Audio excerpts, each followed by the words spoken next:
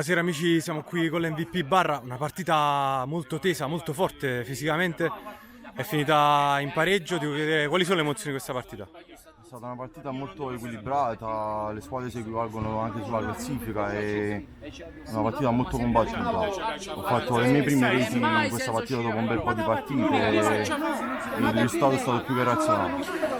Come hai detto tu, le tue reti sono state fondamentali appunto nella parte finale della partita per appunto arrivare al pareggio, però ti volevo chiedere cosa vi è mancato magari all'inizio, che avete subito un po' la pressione degli avversari, e poi cosa avete avuto dopo di positivo che ve l'ha fatta riprendere?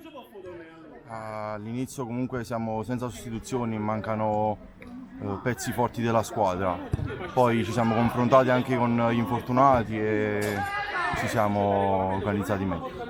Si è visto, si è notato, purtroppo è finito in pareggio. Volevo chiedere appunto quali sono le proiezioni per il futuro.